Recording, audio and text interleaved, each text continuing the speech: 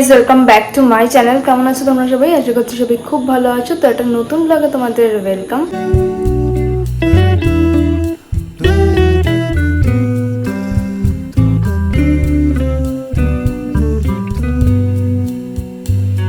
So অনেক দিন তো নর্মাল আম খাওয়া হলো, কিন্তু আজকে আমি বানাবো আম কেক, মানে ম্যাঙ্গো কেক বানাতে চলেছি। তো চলো পুরো ভিডিওটা স্কিপ না করে দেখো, আশা করছি তোমাদেরও ভালো লাগবে। তো ভিডিওটা দেখতে থাকো। প্রথমেই নিয়েছি মেন জিনিস, সেটা হলো একটা গোটা আম বড় দেখে, 250 গ্রাম সুজি, 1 কাপ পরিমাণ চিনি যেখানে 50 গ্রাম ওজন। তারপরে নিয়েছি 1 কাপ পরিমাণ দুধ নর্মাল টেম্পারেচারে। প্রথমে দুধটাকে ভালো করে ফুটিয়ে নিয়ে তারপরে ঠান্ডা হতে দিয়েছি। তারপরে দিয়েছি সাদা তেল অল্প কিছুটা পরিমাণে, আর নিয়েছি 1 প্যাকেট ইনো আর কিছুটা ড্রাই ফ্রুটস। তাহলে চলো এবার আমি তোমাদের বলি যে কিভাবে বানাবে। তো প্রথমেই নিয়ে নেবে একটা ব্লেন্ডিং জার, তার মধ্যে দিয়ে দেবে সুজি। তো সুজিটাকে ভালো করে ব্লেন্ড করে নিয়ে একটা গুঁড়ো পাউডার তৈরি করে নিতে হবে। একটু ভালো করে পাউডারটা তৈরি করে নেবে, তাহলে কি হবে বলো তো, তাহলে পরে যখন তোমরা বাটারটা তৈরি করবে তখন কিন্তু খুব সুন্দরভাবে মিক্সড হয়ে যাবে। সুজির যে দানা দানা ভাব সেটা যেন না থাকে।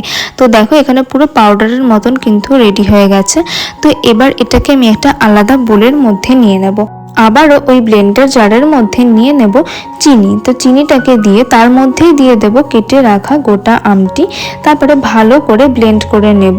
তো ব্লেন্ড করে নিয়ে কিন্তু দেখতে হবে যে যেন থকথকে ভাবটা আসে, আর চিনিটা যেন একদমই দানা দানা না থাকে। যখন দেখবে ভালো করে পেস্ট হয়ে গেছে তখন দিয়ে দেবে দুধ আর রিফাইন তেল দুটোই কিন্তু এর মধ্যে একসাথে দিয়ে দেবে।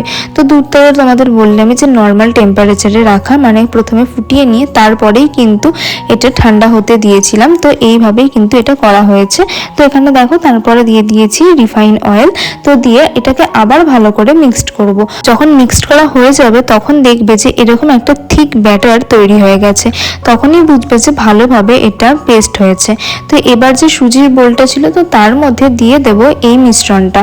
তো দিয়ে ভালো করে কিন্তু এটা মিশিয়ে নিতে হবে। অনেকক্ষণ ধরে কিন্তু ঘুরিয়ে ঘুরিয়ে এটাকে আমি একদম মিক্সড করেছি। তো তোমরাও কিন্তু এইভাবে মিক্সড করে নেবে, যাতে কোনো রকম কোনো দানা না থাকে বা কোথাও যেন একটু মানে দলা পাকিয়ে না থাকে। তো এরকম ভাবে কিন্তু তোমরা মিক্সড করে নেবে। এখানে যেহেতু সুজি ব্যবহার করা রয়েছে তো সেই জন্য এই ব্যাটারটাকে আমি 15 মিনিটের মতন ঢাকা দিয়ে রেখে দেবো।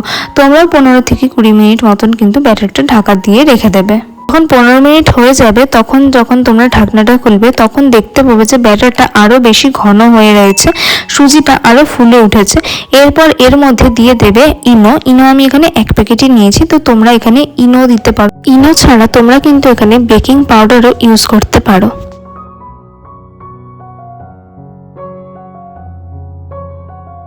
একটা বড় পাত্র নিয়ে নিয়েছি, তার মধ্যে দেব বেশ কিছুটা পরিমাণ লবণ, তার মধ্যে দিয়ে দেব খাবার রাখা স্ট্যান্ড। তো তোমরা কিন্তু লবণের পরিবর্তে এখানে বালিও ব্যবহার করতে পারো।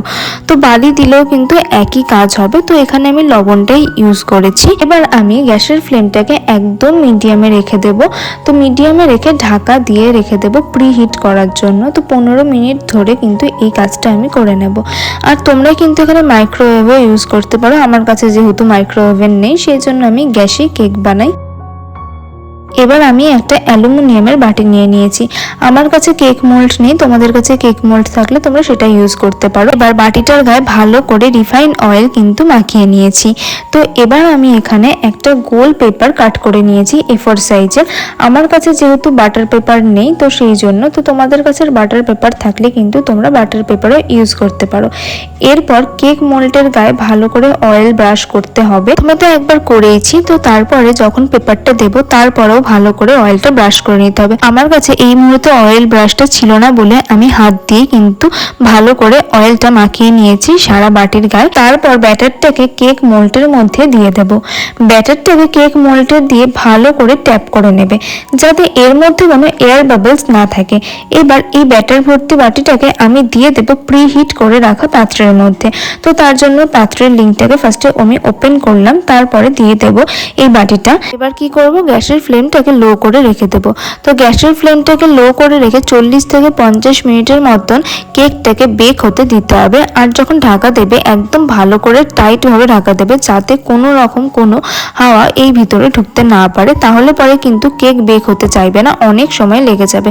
তো দেখতেই পেলে আমি উপরে একটা শিলনোড়া চাপা দিয়েছি। মাঝখানে আমি একবার এই লিঙ্কটাকে ওপেন করেছিলাম উপর থেকে ড্রাই ফ্রুট ছড়িয়ে দেওয়ার জন্য।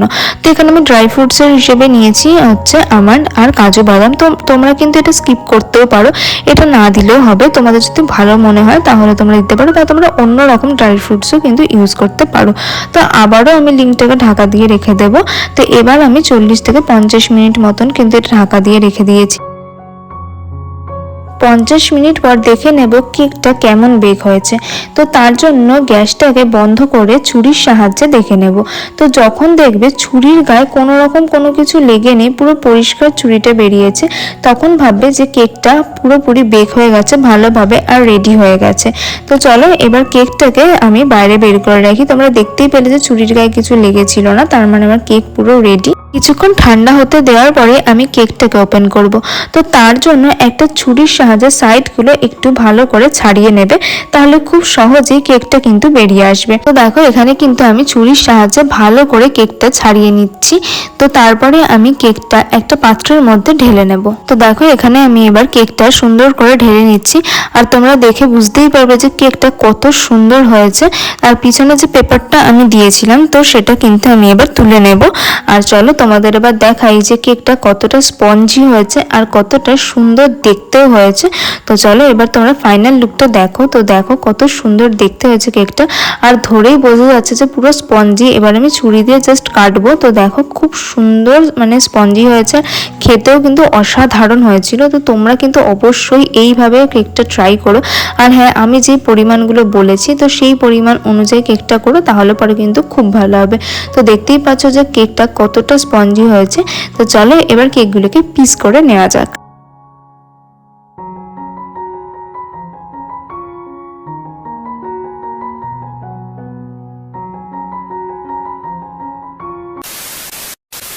তো তাহলে চলো আজকের ভিডিওটা আমি এখানেই এন্ড করছি। তোমাদের যদি ভালো লেগে থাকে তাহলে অবশ্যই লাইক করো, কমেন্ট করো, শেয়ার করো বন্ধুদের সাথে।